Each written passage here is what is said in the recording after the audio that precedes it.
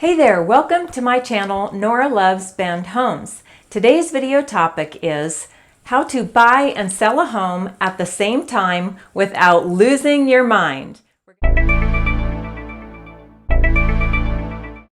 So how can you sell a home and buy another home at the same time? It's a little bit tricky. So step one in this process is find a realtor. Yes, you really do need an expert to handle both selling and buying. If you're going to do them at the same time, it really takes an expert, and you need someone to handle all the details and to make sure nothing falls through the cracks, to remind you of all the deadlines. It's a contract. It's a legal contract you're dealing with on both sides. So you don't want to mess up. You don't want to miss a deadline and then spoil the whole thing. So definitely find a good realtor. Okay, so step one, find your realtor, get your home prepared. Now check this video out. I have lots of information about how to prep your home for sale. Step two is talk to a lender. May seem crazy, a little early in the process, but it's not, because what you need from them is you need to know how much you're going to qualify for the house you want to buy, because hopefully we're going to get your house on the market pretty quickly, and then you're going to want to be looking for homes. So we want to know how much you can afford, and part of that process is what's called a net sheet. Now, a net sheet is something that either your realtor or a lender can prepare. If your lender helps with the process, it's probably going to be more accurate. As a realtor, I can take some guesses and estimate some numbers and give you a pretty close approximation of what you might get out of the sale of your home. But if you have a lender look at those numbers too, they're going to tighten up those numbers and give you a little bit better estimate. Okay, step three in the process is, while we're preparing your home for sale, it's not quite on the market yet, go ahead and start driving around neighborhoods, getting a feel for where you might want your next home to be. But don't go look inside yet, okay? Look online and drive around. This is just general research. You want to know what homes are selling for, so you know if it's possible for you to even make this move. At this point, you might determine that now is not the best time to sell, and that's okay. But if it is the right time to sell for you and buy something else, then you just need to know approximately, what type of home you can afford. So the next step is just to make that final decision. Yes or no, you're going to sell your home, buy another one, or you're not. So that's kind of an in or an out question.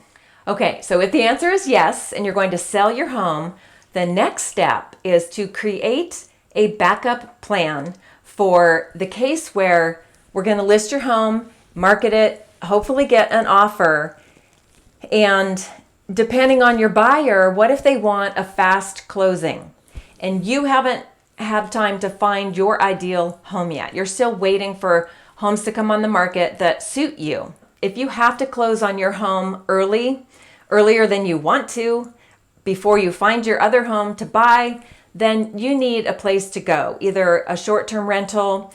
In Bend, there's lots of vacation rentals. You might find a place to go for 3 or 4 weeks, maybe friends, family. Some people in Bend have little ADUs, that's accessory dwelling unit, and maybe you can stay one of those for just a few weeks. And you're going to have to also look for a storage unit for all your stuff. Now, this is not ideal, and hopefully with some of those tips that I gave you on part one, we can negotiate around this, like ask for a longer closing, ask to rent back the house. But if none of those are possible and you've got a great buyer and they're giving you a great price, you're going to want to go ahead with it, and it might be a little painful. Selling and buying homes can be uncomfortable. It does sometimes require a little sacrifice. All right, we're getting to the end. So the next step, you've listed the home for sale. And my suggestion and my advice to you is to please wait until your home is under contract at a minimum. Ideally, you should wait until you're through the inspection period and you've done all the negotiating. Then run out and find the home of your dreams. If you want to start looking once you're under contract, that's okay.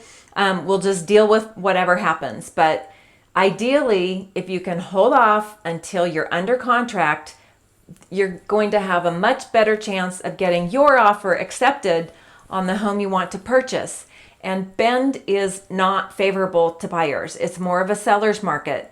So I'm just saying, if you want more cards in your hand for negotiating, then you need to wait a little bit. So that's pretty much my suggestions and the process. It does take a little bit of luck, a lot of planning, and definitely you've got to have good realtors on both sides to make sure things don't fall through the cracks and everything happens as it should. So you want a realtor with good negotiating skills, someone who's not going to get upset, who's going to stay cool, keep calling, emailing, and working with that other realtor to get the job done for you.